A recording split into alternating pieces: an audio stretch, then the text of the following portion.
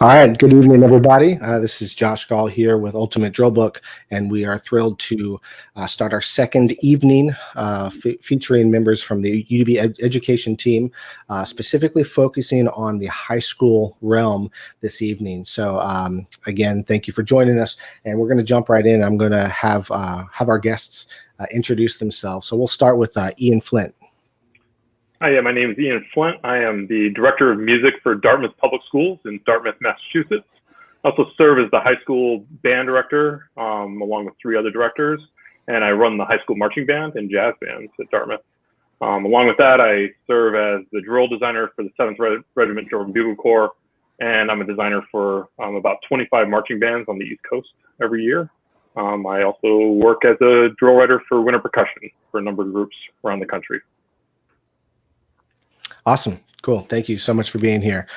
Reed, go ahead and take it. My name is Reed Atkinson. I am an associate director at Vista Ridge High School here in Cedar Park, Texas, where I'm primarily in charge of the marching band and get to work with our student leadership. Beyond that, I'm lucky to get to program coordinate for a handful of schools and do music arranging as well, in the spring and summers for various marching programs. Awesome. Cool. Thanks for being here. And Hunter, you're up. Hey, everyone. I'm Hunter Bound. I am currently the director of bands at Independence High School in Frisco, Texas. I say that we're the oldest new Frisco high school, being high school number 6, opened in 2014. This is my second year there, or year 1.5. I'm listening to everyone else that does so much more than being a band director, and I'm just kind of amazed because right now that's what I'm doing, and I'm hanging on for dear life. So really happy to be here and get to talk. Awesome. Welcome. Thanks for being here. And last but not least, Justin. Hey, everyone. My name is Justin McAdams. I am the band director and performing arts coordinator for Phoenixville Area High School and the Phoenixville Area School District in suburban Philadelphia, Pennsylvania. I also serve as the vice president of Cavalcade of Bands, one of the East Coast marching band circuits. And I'm also the president of PMEA's District 12, representing all the music teachers here in Southeastern PA.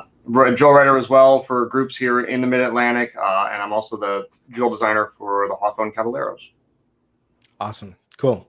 Well, thanks everybody for being here. Before we sort of dive into where you guys are right now and, in your planning for the fall and what you've done up to this point, I think it'd be helpful for our viewers to maybe know a little bit about about your program, like how many students are in the program. Do you traditionally have a competitive marching band? Do you do other things in the fall? Of course, is it whether it's concert ensembles, chamber groups, is indoor a big thing, just so that people can sort of learn a little bit about your program. So we'll actually go backwards now. So Justin, you share a little bit about sort of the structure of your program and, anything that would be helpful for our viewers to learn a little bit about Phoenixville. Sure. So obviously, marching band is the big thing, in the summer and the fall. We have about anywhere between 60 and 70 kids each year. And then we have our concert band that meets throughout the school day. That's about 80 kids. I think one of the neat things that we have, and it's unique to especially in our area, is that we've actually been able to create a concert percussion ensemble in the daytime schedule. So, there's a band class and a percussion class. But we have a winter guard, we have a winter percussion ensemble, we've got a jazz ensemble. So we try to make sure that we cater to the various different activities that we're able to offer, for our students. Awesome. And I'm assuming that because of the differences in numbers, that marching band is a voluntary thing at your school? Yeah, it is. It's voluntary, but the kids actually get academic credit for it.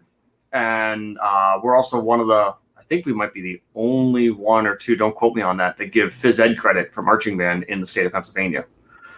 And actually all the athletes at the school too get physical education credit. So that's actually, it's a neat perk. I'll be honest, I definitely use that as a recruitment and a selling point for incoming freshmen that, hey, if you keep doing this, you don't have to take phys ed all the time. Right.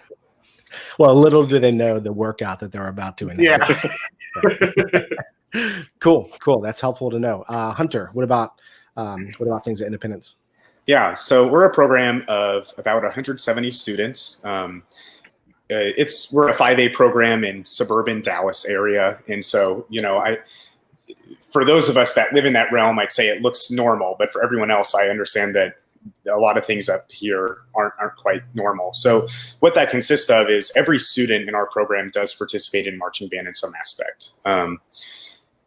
Beyond that, we do have 3 concert ensembles, so the kids are divided up into the ability-based ensembles. We have a percussion ensemble program as well as 2 skill-based winter guards. Right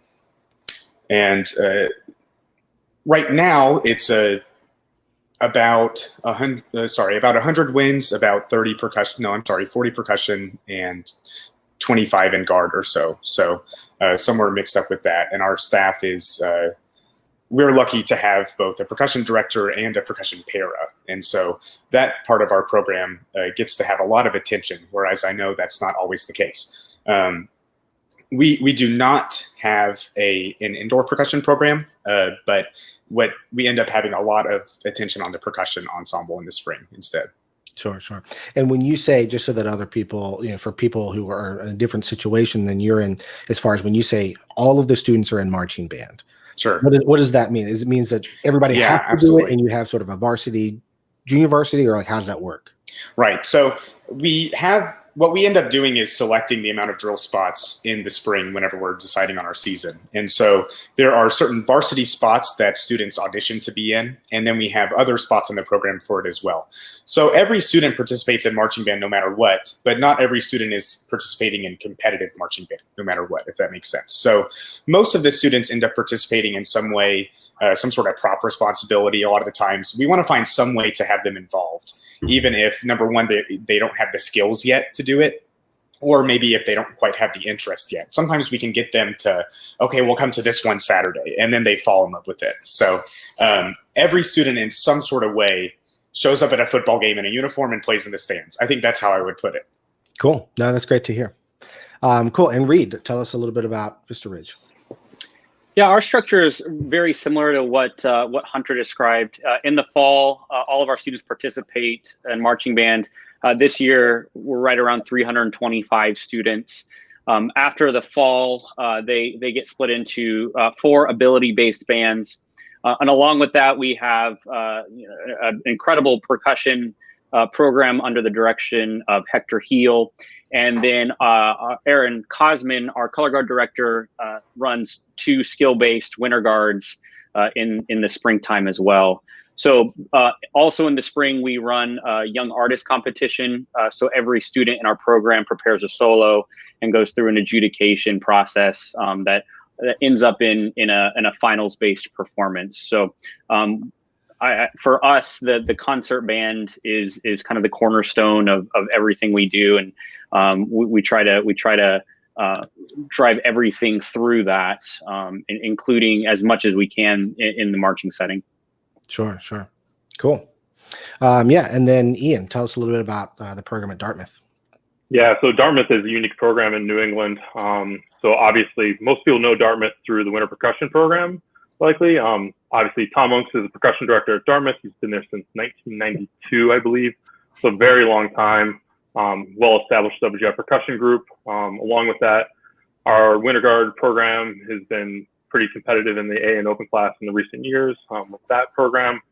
And, but really the cornerstone of the program, I would say historically for Dartmouth has been the marching band program. And it goes way back into the 70s. And it's been one of the best marching band programs in New England pretty much throughout that entire time.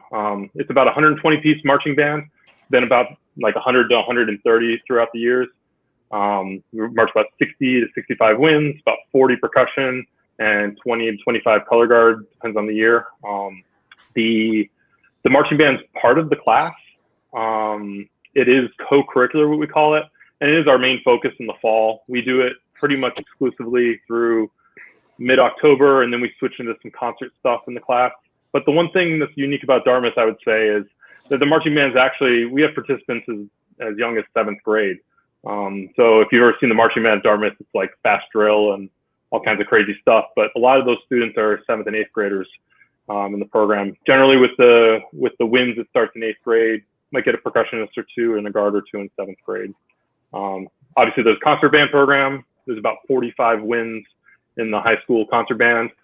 It functions separate from the concert percussion. So if you've seen the WGI percussion ensemble, you might go, oh, that's all they do. That must be it for the whole year. Except for they learn like 15 concert percussion pieces and all these small ensembles and a million other things. I mean, we have about 5 percussion staff that come in throughout the school day too, like people that kind of trickle in and out, plus people outside. There's 3 other band directors. It's all co-taught. So like all the directors work 5th to 12th grade. So you'll find like Tom teaching flute classes in the 5th grade and teaching percussion in the high school. So it is very unique in terms of that setting.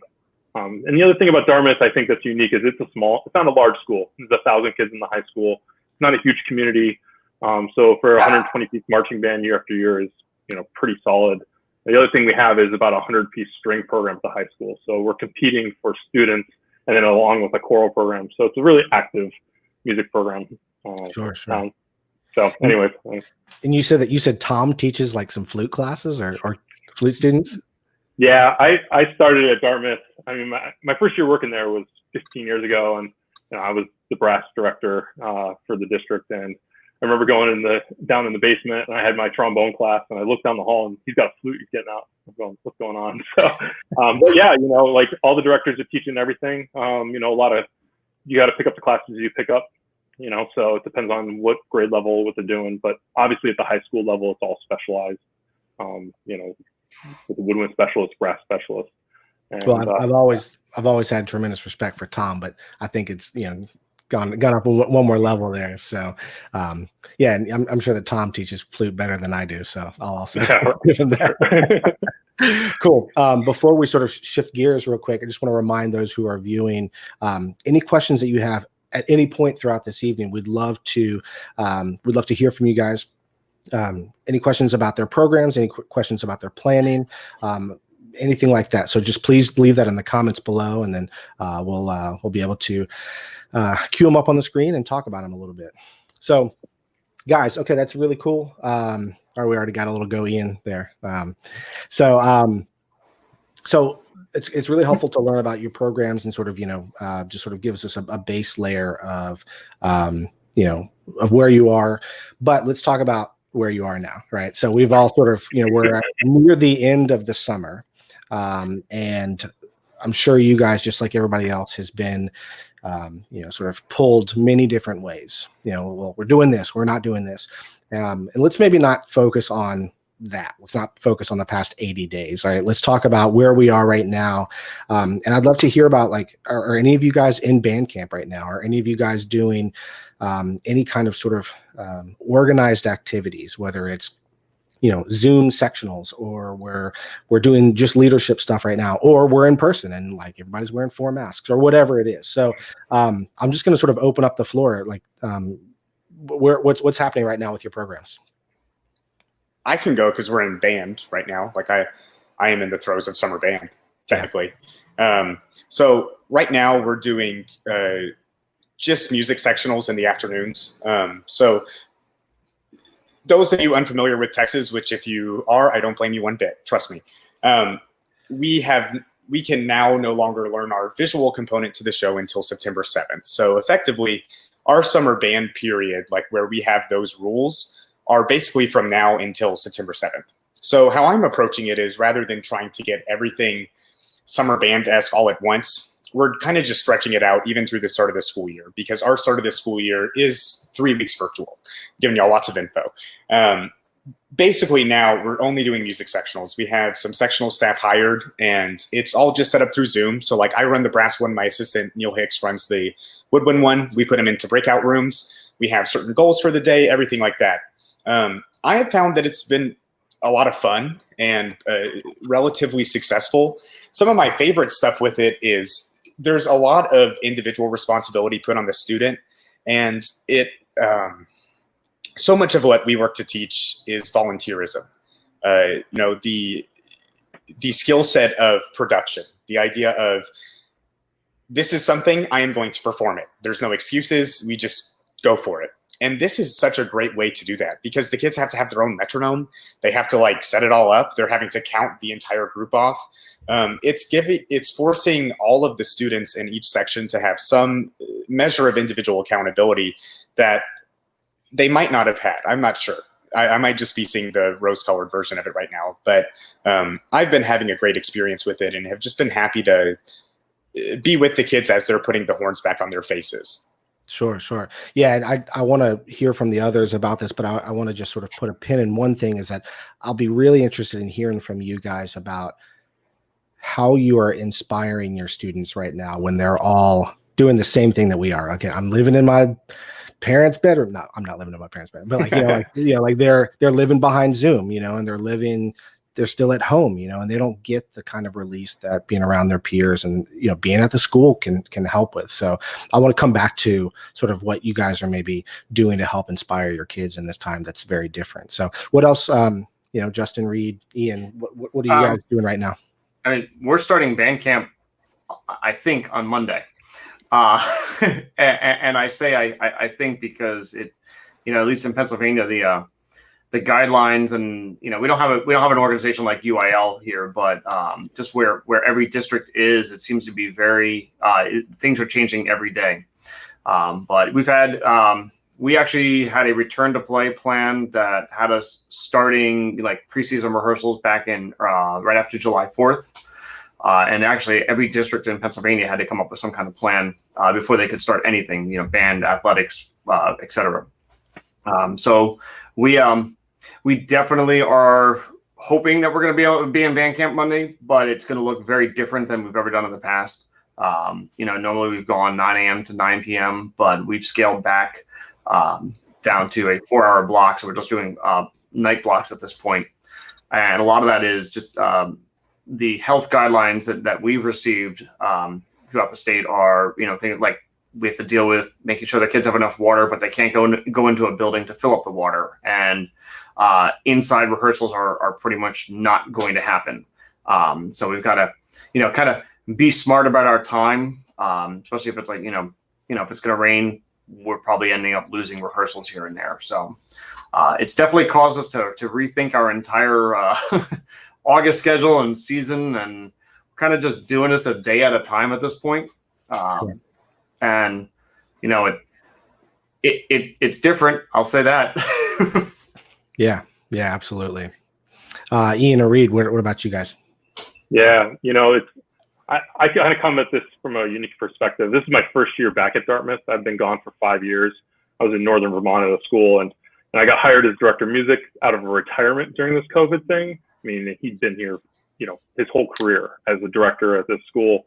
So I was kind of put into a situation where I'm taking over a program that's I think it won 4 years straight. And, in the last 10 years, 8 out of 10 years, something like that for U.S. bands. I mean, it's, probably the most successful, band in U.S. bands in the past 15 years competitively, so there's some pressure with that. So, when I took over, my goal was to try and create continuity the best we could. So we've been doing weekly Zoom calls. I mean, Tom's been doing sectionals with percussion. It's unique with percussion.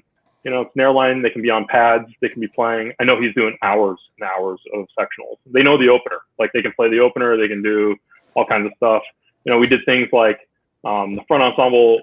There's 20 members in the front ensemble, and those students are auditioning for spots in the WGI World Class group.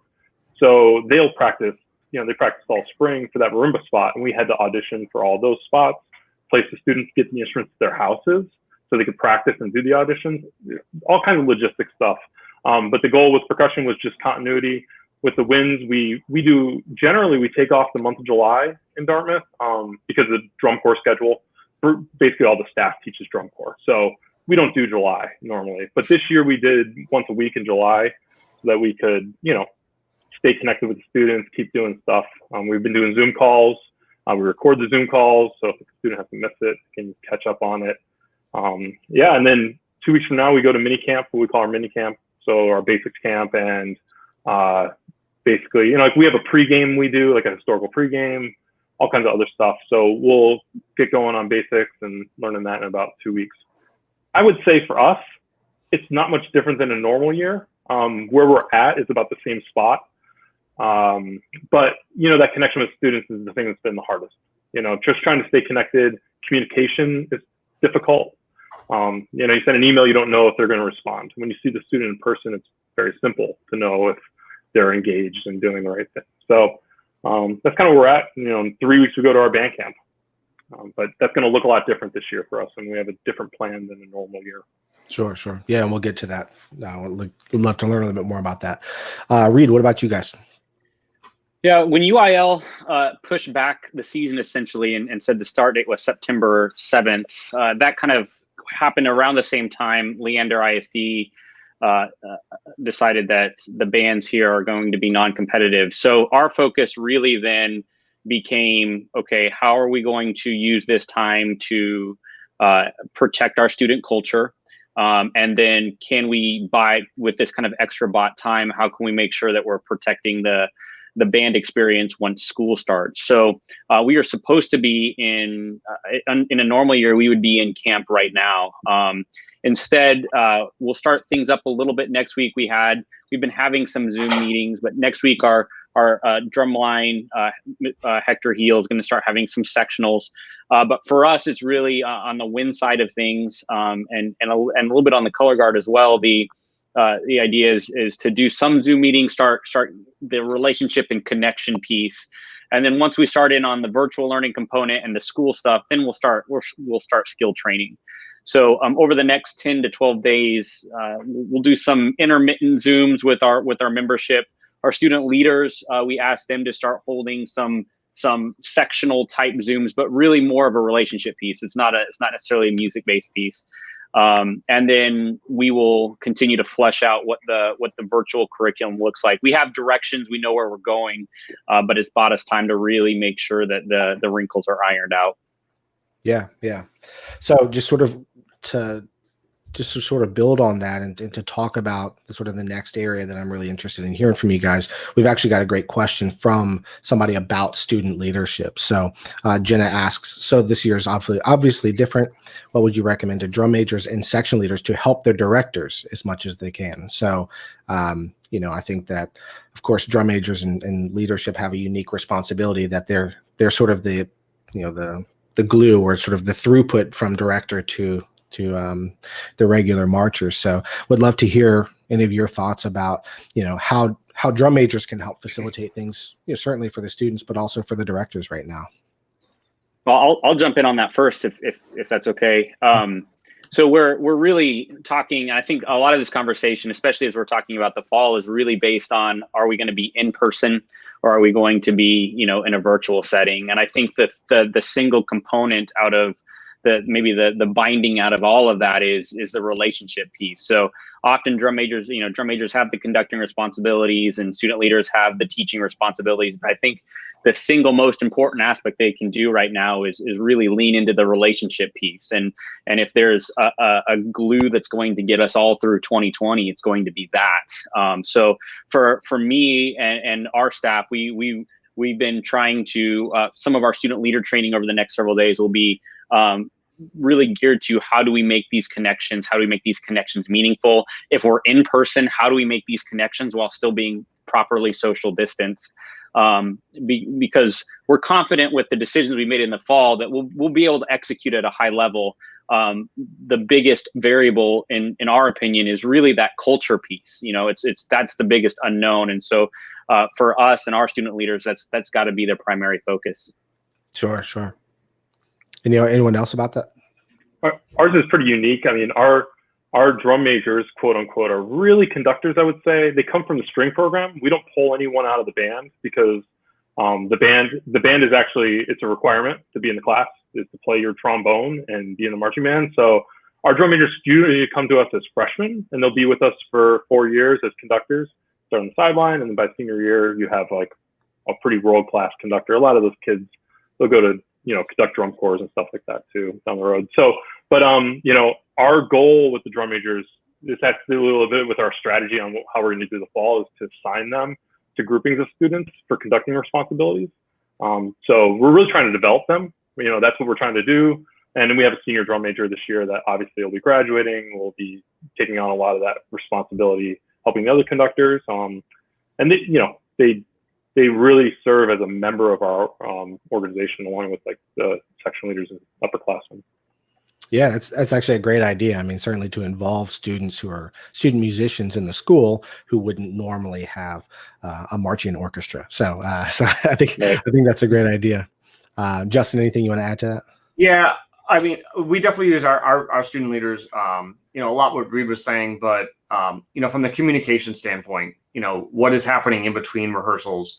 You know, even if it's I'm sending out some kind of communication, you know, their responsibility to help build that relationship is making sure that everyone heard or read that message. And even if it's just getting a thumbs up, some kind of response back from someone, that's enough just to kind of build that.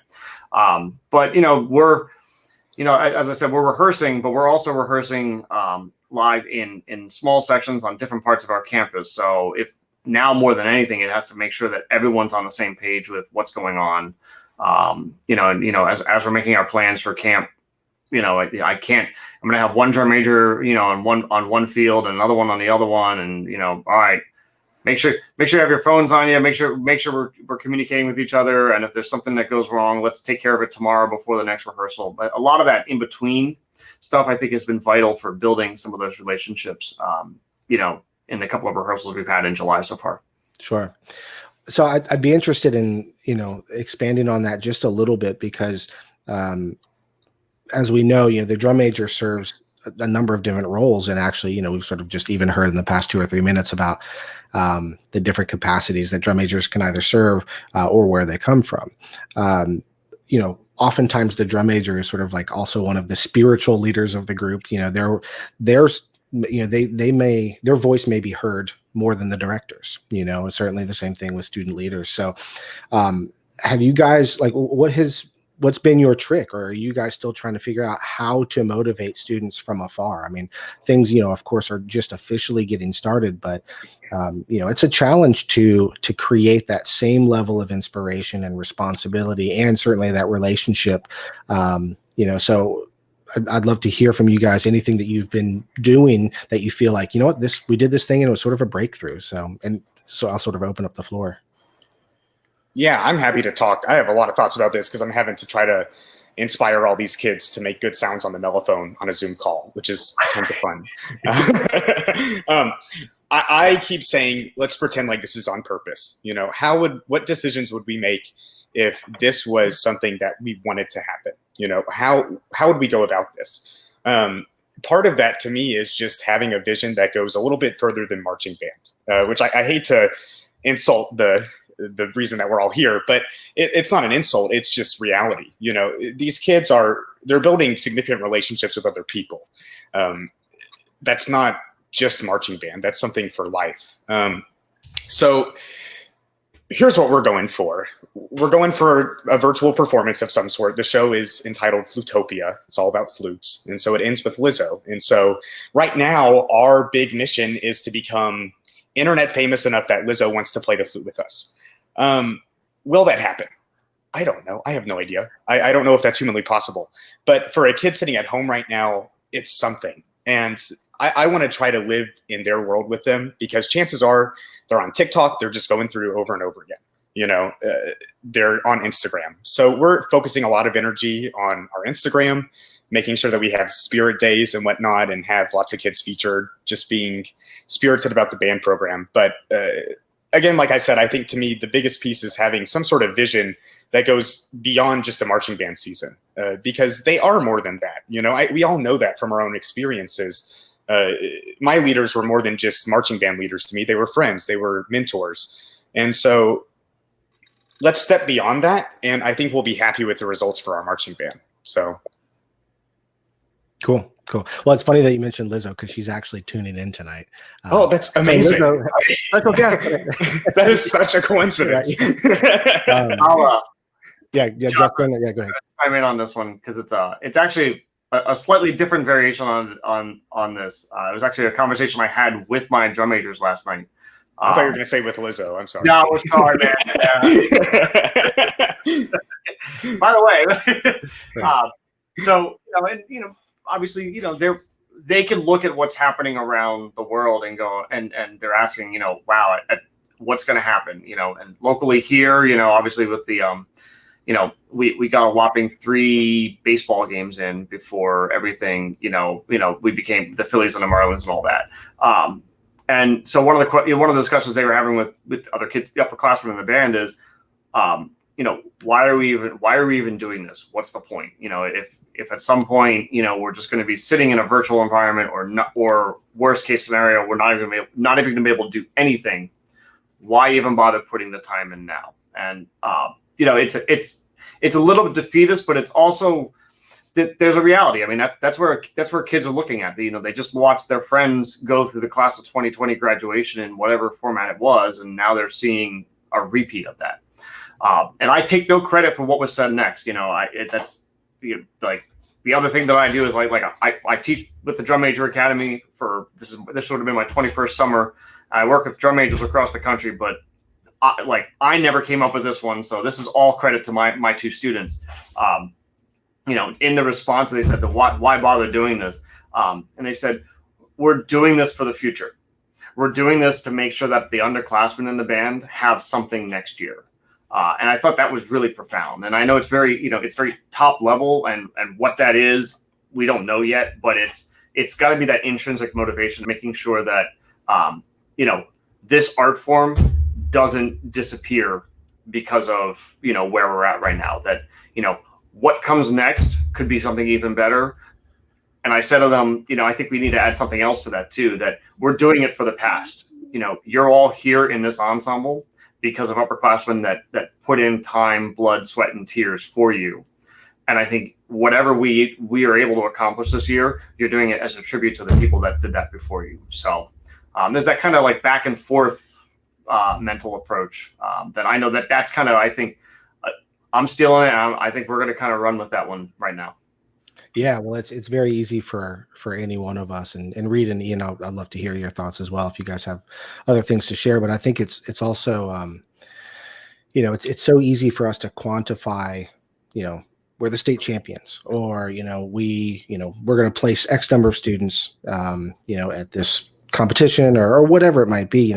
Those are all sort of easily visibly tangible things, and if we can sort of look at the flip side and sort of like what you're talking about, Justin and Hunter and everybody so far, let's talk about the things that we don't normally focus on, but they're a byproduct of us spending all this time together, and there's a reason why we are all sort of attached at the hip to all of these people who we went to high school and college and drum corps and whatever else with, so finding a way to focus on those kinds of things, I think is sort of the missing piece right now.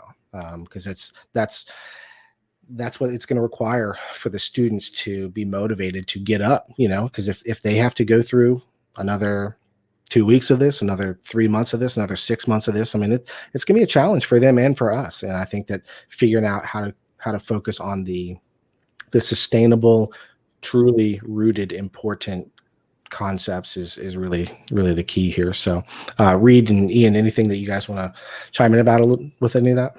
Yeah, absolutely. I know for us, our kids, I've gotten the sense of talking with them over, are intermittently over the summer, that they're just hungry to do something.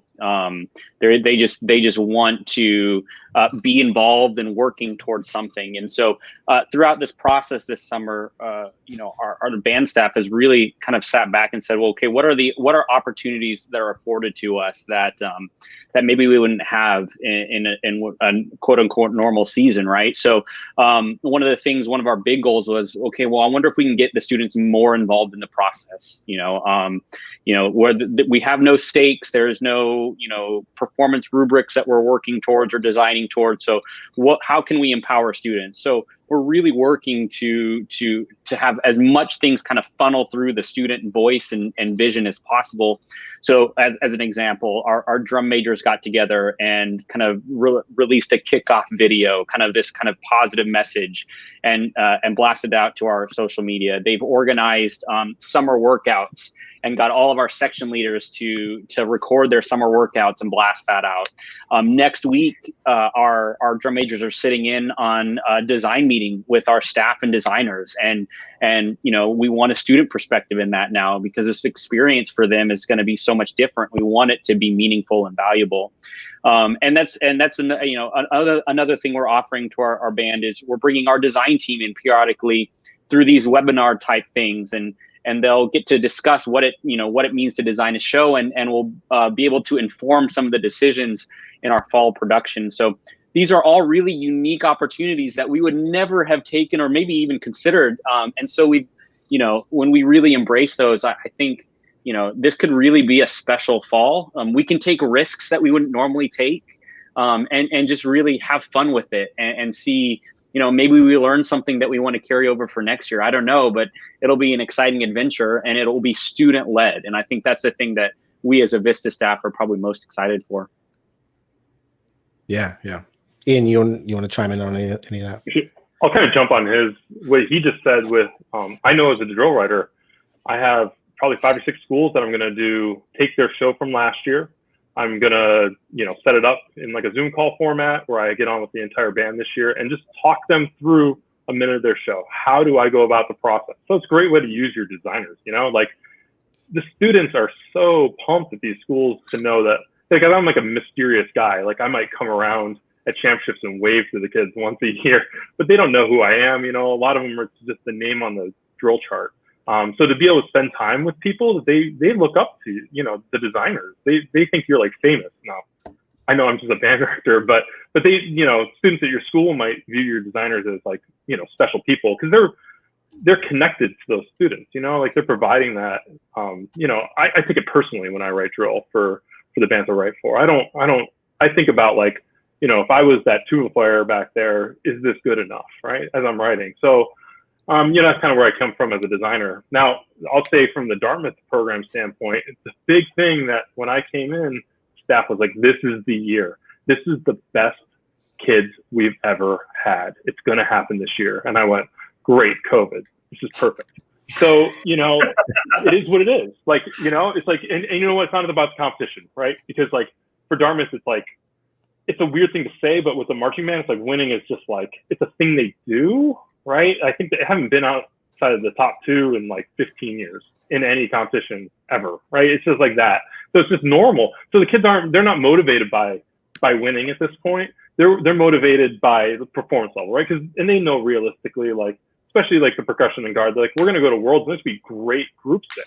So like the motivation is like getting better every day. So our thing as a program is we can't waste this time for these students. Like we need to provide for them a high quality performance opportunity, and it's not going to be marching band like normal. It's just not. We just got to be realistic. It's not going to look like a typical grinded out, like Dartmouth's a program that on a Sunday, which might seem crazy to some of you because New England, on a Sunday 4-hour rehearsal in September, we go out and learn 20 drill sets and put it to music, and it's ready to rock. It's like this is a band learning 140 sets in a season, 11-minute show. And that's just normal, but we're not going to do that, right? We're not going to do that this year. And so, it's not passing up on the opportunity to have great performance opportunities for these students. And we're looking at the winner. I'll be honest. I mean, that's the major thing that we do. We don't stop. It's a year-round program with the marching aspect. It's just how it is for us. It's a different culture in every part of the country too. But in New England, a lot of the programs are like that. They run year-round. Indoor is a big thing up here. So yeah, we're looking at, what's January going to look like? Are we going to be able to get out there? We're going to be able to do some WGI. We're going to, we're pumped, and we're just going to keep training them like it's any other year. And we found that they're doing the same stuff. Like they're not going to stop just because the staff isn't going to stop. It's as a staff, if you give up, students will give up. It's that simple. But if you keep doing what you do and you're passionate as a staff, the students are going to step up every single time. So that's probably the biggest thing through this time for us is like, showing the students that we care, that it's not about winning, because like it can't be. And it never was, but it really is evidence now that it was never about the trophy. The trophies collect us in the corner of Dartmouth.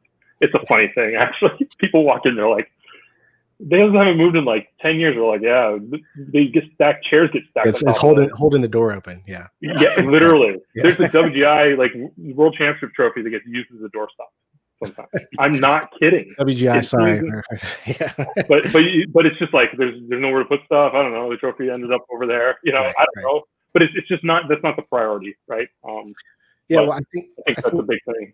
Yeah, for sure. And I think that one of the things that you said resonates with me. It's sort of, I think it's one of the really important things in all of this is that, and this is a quote from one of my very, very good friends and mentors and colleagues at the Blue Coats, Derek Gibson, who's the brass caption head there. And one of the things he says to the corps every year, he says, look, drum corps don't peak, drum corps staffs peak. And, you know, if we sort of think about what that means in our situation, you know, like the students will do whatever we engage them to do, whatever we inspire them to do. And so it's really incumbent upon us to make that happen, especially right now. And if we wait for, you know, just, you know, weird sock day to like, you know, to turn it up for the kids, you know, like it's going to take a lot more than that right now. So I think that all of the things that you guys are talking about, you know, are exactly right. So I want to use that to sort of shift and elaborate on this, but I'm going to just remind our viewers again, we'd love to hear any questions that you guys have for the panelists. So at any point, please just throw this in the chat. And it looks actually we've got another great question here from Jenna. So how are you guys trying to keep the seniors motivated for the season? They're possibly losing their last band camp, last band season, and their senior game. How can you keep their heads up?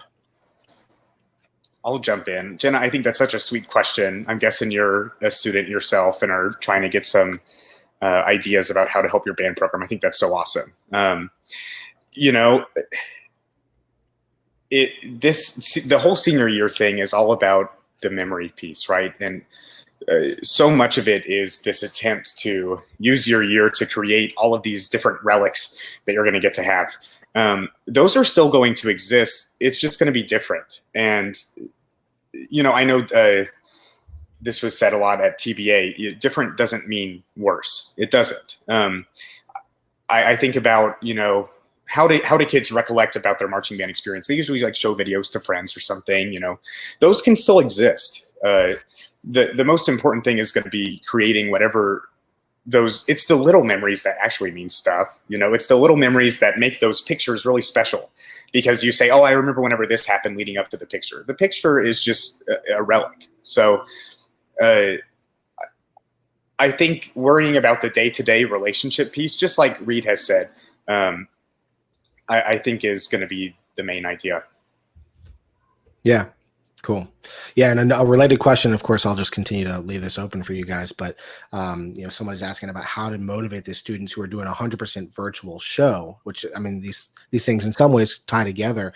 And certainly Hunter, I mean, what you said is exactly right. And trying to find ways to create those experiences and those memories for the students, you know, and maybe starting with, and Justin, you were sort of talking about this earlier, but like, let's remember the past. And maybe this is the way for the seniors. I mean, they're the only ones in the band who can show 3 years worth of videos of them performing, and them being able to show the incoming students that, you know, that's something that maybe wouldn't have happened otherwise. Or maybe you have sort of a history night later in the year, but like, maybe that's a great way to like get the students sharing those kinds of things. And like, all right, we're just going to open up the Zoom call and like anybody can talk about this moment in the show when, you know, when the prop blew over, or like when the drum major fell off the podium, or whatever it is, you know, like engaging the students and providing them an opportunity to share their spirit through the past, you know. So I think that could be really helpful. So anyone want to sort of jump on this question from Matthew about motivating students who are doing like a virtual show, and maybe tying that into Jenna's question as well? Yeah, I know for us, and our staff, we've talked about this and how do we keep the carrot going. And so one of the things in the construction of our fall production is making sure that there are really defined checkpoints in that so that we can start recording assignments early, so that we're not waiting an entire season to release a virtual performance. It can be happening kind of as we go. So it may be the first minute is released and then we start working on the second minute.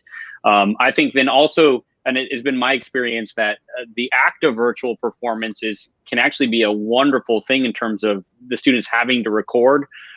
First of all, I'd have them always record to your audio file so that they can hear and reference the pitches and hear where they are in the chord structure, things like that. but just the act of having to play with the recording is both fun, and they tend to do it a lot because they want it to go well. And then beyond that, I wouldn't be afraid to share those videos or highlight those videos. If there's somebody's turning in something that's really great, why not throw it up on the band social media and celebrate that performance? I would have a plan for an audio mixing aspect of this, along with the video mixing aspect of this.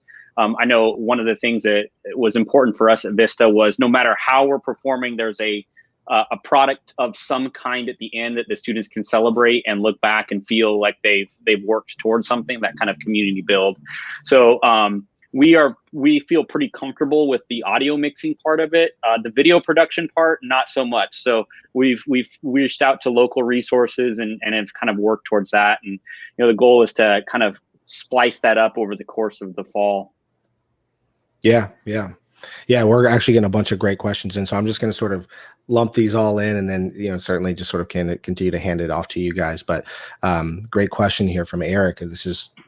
When it comes to peaking, how can the leadership help motivate the staff, to keep pushing forward? Because I think, truth be told, it's, in some ways our job as teachers is to be superhuman and, and to continue to motivate the students. But I think one of the things that we've also learned, especially during this time, is it's okay to show our vulnerability. Like, we are all people first, and so maybe sharing with the students sort of like, not necessarily like your deepest, darkest secrets, but, finding a way to let them know that, like, you need their love and their support right now also. So anybody want to sort of tackle Eric's question? I have a thought on this one. I think, Josh, what you said about, we are all human at this, and we're all going through the range of emotions and trying to figure out what's going to happen this year as much as the students are. I think it's our job as teachers and directors to make the student experience as best as possible in whatever format that they're going to end up in. So, but to answer the question about how can the student leadership help, I think it's trying to find something that makes it special for the staff too. One of our staff members who's been with me for a long time, there's a former student. The kids love listening to him talk and like just tell stories. And watching it last night, the end of a basics block, someone said, "Tell us a story," and he just started talking about something. And I think those kinds of interactions, that kind of reminds us why we keep on doing this, and why we're still involved in this activity, and how we're gonna get through whatever it is that we're in right now. Maybe it's hosting your own Zoom night, and then it's you find out when the band director's birthday is, and the drum major sends the Zoom invite to the director and says, "All right, log in," and then it's everyone singing happy birthday out of time. Right. But it's, it's those things, that small little things like that I think definitely hit the heartstrings for us as the teachers. This is a silly question, but sort of related to all of these things. But like, has anybody figured out any other methods other than Zoom? Of course we're all trying to be safe, and Zoom is banking on this, like they're making out like bandits. But like, what other creative methods are you guys finding, to connect with your students, connect with your staff, that's maybe not through a computer screen? I don't know. Any you guys heard of anything or doing anything unique? Well, it's still through a computer screen. I know we as a staff and really kind of headed through Brian Christian, who's the director of bands, have gone to almost delivering all of the messages and communication through a pre-recorded video that we then email out the link to. And it just helps kind of humanize the message and maybe help the band membership kind of hear our heart, and because you guys know through text is so hard. So Brian really kicked that off during the fall, and then is having each of us as a staff member kind of deliver periodic messages, and so this past Sunday, Zach Santos delivered this just an incredibly heartfelt message to the kids. And I know as a staff we got hyper motivated out of that, but just hearing voice and seeing face, I think is such a valued thing right now. So we've done a lot of that type of communication. Yeah. One thing, and I would love to hear from you, others, if you guys have some other ideas about that. And something I just want to mention that I think is really important is that, even changing up the delivery method, like you're talking about, Reed. I mean, yes, like the students are still watching it, on their computer or on their phone, but just the sheer fact that they can watch it at 10 p.m. while they're sitting on the couch versus like, I've got to be in this room, all the cats running back here and like the dishes are being washed. Like, so just allowing them a different experience can likely dramatically change that experience for them. And just sort of, it's just sort of like, the difference between, okay, I'm hearing the band director say this in person versus, not in person, those kinds of things. It could be literally the same text and same verbiage, but it's just in a different context. So I think that's a great idea, about just letting the students consume it at their own pace. Any other thoughts from you guys about creative ways that you are doing or that you have heard about or that you're about to implement? I mean, should have bought stock in Zoom back in January. Right. Yeah, you hit the nail on the head on that one. Yeah. Well, that's tough, and I think that we're all trying to figure that out, and everybody's sort of putting out the same kind of thing. Every band has a video with 30 little squares and people playing in their bedrooms, so trying to figure out what's the next version of that, I think, would be really exciting. Right. So, here's another great question about from Jenna about all of this. And she says, how do you think you guys are going to use what you've learned during COVID in future seasons when we're back to normal? And some of you guys have already mentioned, we're going to take this and we're actually going to implement this again next year. So, Reed, whether it's, having the students be part of, a design meeting, that kind of thing. Or, Hunter, when you and I were talking a little bit earlier, we're learning that we can actually take some additional risks now that we didn't think so. So, I'll just sort of open it up to you guys to talk a little bit about, sort of in response to Jenna's question.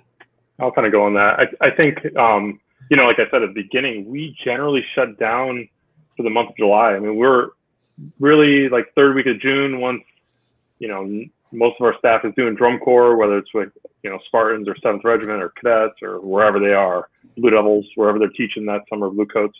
So like everyone's gone, but we were talking, well, we've been doing these Zoom calls. We could do, percussion Zoom sectional on Tuesday mornings at 9 a.m. when the percussion staff's there on Vidge block for their drum corps. So, we could kind of move some of the stuff in the future years, where we'd lose that connection. Like in a normal year, it'd be like, we'll see you in 6 weeks. And that's typically how it goes. And now we can, keep teaching, which is really, really unique for us. Keeping that connection going with the students year to year. Resources. I mean, we like our pregame was like on paper, and it was like, how'd you learn it? Well, you learned it sitting in a band camp next to the other kid that played it last year. Like it was just like you throw it at the new kids and they just learn it, right? Now we have it all digitized with audio tracks and practice tracks and individual instrument tracks with click tracks and tempos. It's like, hey, we can copy paste that to every year and like never have to worry about that in rehearsal. So, it kind of forced us into doing some stuff that was, it was a lot of hours up front. I mean, I've got a great staff that pretty much did all of it. They took on little roles here and there and just picked everything off. It was, so now we can use that year after year. There's a lot of resources with this. I think we're just afraid to jump into it because everyone was busy before.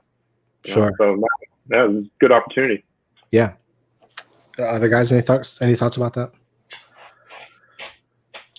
I think for us, we found a level of efficiency that we maybe hadn't previously considered, since our student leadership, was all virtual. And I think we're going to end up keeping, 80, 90% of that process now. I think the other thing is it's challenged and refined our ability to give meaningful feedback to students on an individual basis in terms of, recordings they submit. And on top of that, just making sure that they're, how they're submitting recordings and all that kind of stuff. And then lastly, and I think this has been maybe the biggest blessing of all, I think it's allowed us maybe as a profession to maybe evaluate our work-life balance and through those efficiencies, maybe get a little bit of that life part back. And so I think maybe more of a refocusing than it is a priority shifting. I don't think anybody's priorities shifted, but it's been a nice kind of perspective that I think will continue to carry on maybe past this year. Yeah. Yeah. I would, yeah, please. I would even look at it more just from an overall education setting too. You know, it's not just here in band and music, but you know, this is going to create a lot of good innovation for education. I think there's going to be a lot of like from the virtual environment that's going to come out and we'll be using down the road. There's some of this that will probably once, you know, we're able to do things in 100%, you know, capacity will never exist again. And I think that's okay, but that's what innovation is. Sometimes you throw everything at the wall and some stuff sticks and some stuff doesn't. But the concept of kids, you know, being able to do some asynchronous stuff and they don't have to always be there for some of the nuts and bolts aspects of the educational environment, and they can do it on their own time. I think there's some merit to that, and I think that might help focus kids when they have to be in an educational environment on the task at hand, and kind of help, you know, redirect, you know, what's actually happening in an in-person situation. Yeah. And just sort of a quick aside to that before we wrap up in a couple of minutes. You know, we've of course talked a lot about things from your perspective, from the students' perspective, the leadership's perspective. You know, what kinds of conversations are you guys having with your administrations about, you know, what this means? You know, I mean, it certainly could mean something dramatic for budgets. It could mean something dramatic for the stability of the program, you know, the future of the program. I mean, hopefully this is not going to endanger any program long term. You know, of course, that would be one of our biggest concerns, I think, as a profession. But are any of you guys having really good conversations with your administrations about sort of getting through this time and learning from it, and sort of saying like, okay, when we come back, this is what we need. Like we need this from you guys to help, you know, sort of jumpstart things, because the band is such an integral part of our, you know, school's community. Yeah, well, I was just going to say, I am the administrator for the district. It's really, really a lot. I mean, I was on a 2-hour plus reopen the school plan that's going to get sent to the school committee and all the editing on that. I mean, so, you know, I come at this with a weird perspective, being the person that's, you know, the staff's calling me, what can we do? And I can't tell them everything all the time, because, you know, some of it has to get negotiated with the union and all those kind of things. But, you know, it's a very, it's a weird scenario where it's, you know, as the administrator for the music department for the district, and then also being the marching band director, it's like keeping that balance between the two things. You know, one thing that my district's prioritizing is the people involved, whether or not student or staff. We're trying to do everything we can to keep the staff teaching our students, because that's how our students learn. And we have world-class staff, and to keep them in our district, we need to pay them, because that's how people live. So it's a really simple formula. And I think that you know, every administrator in our district understands that, whether it's athletics or with the music department. So, you know, we're really making sure that we're trying to get, you know, our staff involved with students. You know, having our students be engaged with those people is really important too. But, you know, paying people is, you know, part of the game here. And I think it's very short-sighted is what I'm trying to say, for any district to turn around and go like, well, we're not going to pay people this year. Because, like, well, what about the district that is going to pay? You're going to lose staff members. You're going to lose quality people, and you might not have an opportunity to get them back. Yeah. So, you know. Yeah, Justin, I think you were going to say something. Yeah. I think there's the safety concern and the safety question of performing is obviously something that's been coming up more and more, I think, you know, throughout, you know, the Mid-Atlantic region. And, you know, like we've all read, you know, some of the preliminary studies, and we know that there are ways that we are able to continue performing even in small capacities. If it is a quartet or a chamber group or some small faction of our ensemble, I think it's absolutely important that does remain part of the educational system. This is a temporary situation that we're in, but any kind of drastic changes like that can have a long-term ripple effect, if you will, for the next 5, 6, 7, 8 years. And I think it's important to make sure that every stakeholder within the school district is aware of that and what could happen one way or the other on that. Yeah. Reed or Hunter, anything? Cool. All right. Sweet. Well, I mean, we could all, continue to sort of chat about these things and hypothesize and ask each other for tips and pointers and all of those kinds of things. And I think the things that you guys have shared with our viewers and with me have been really helpful. And I think that, I'll just sort of in the spirit of closing thoughts, and I'll hand it over to you guys in a second. I think, taking all of this that we've learned from this time and sort of the uncertainty and being able to focus on what is certain, which is we are going to be back. When we are back, we know that, the first sounds, although they may not be as polished as we want, like they're going to mean a lot to us and to the students, and just think about what it's going to mean for that student to walk back in that band room who's been, who hasn't been in there since March or whatever it is. So, just really sort of keeping the eye on the prize, keeping the focus on, we are going to be back, and like, let's make sure that we get there. And to get there, we've got to take care of ourselves each day, and that happens across the spectrum. Administrators have to take care of their staff to then take care of their kids. We as band directors have to take care of our staff to take care of the kids. We have to take care of the drum majors. We have to, all of these things, and the kids have to take care of themselves. And then to make this cyclical, they've got to take care of us, and letting them know that we're all in this together, I think is such a critical thing. And oddly enough, they may come out of this feeling closer to us than they were before. So, anyways, I super, super thankful to have you guys share these thoughts. So I'll just hand it over to you guys for any closing thoughts for, things for our viewers about, things that you'd recommend, or, whether it's a student who's watching, or directors or administrators or parents that are watching, anything at all. So I'll sort of open up the floor for you guys. Yeah, I'll go. No, I won't. You will. Sorry. I think, with all this, everything here is temporary. That's the one thing you got to realize. It's happening, it's real, and we're dealing with the situation as it comes up. It changes every single day. That makes it really difficult, but it is temporary. We see how much things change one day to the next. So you just got to keep going. I'll just say, it's disheartening when it looks like, well, this might not happen, that might not happen, but you just got to go to the next thing, and the next thing might not look the same. So, as a director or a student, anybody involved, stay positive. It's going to be different. It's okay. And yeah, I think that's the biggest thing. It's people first.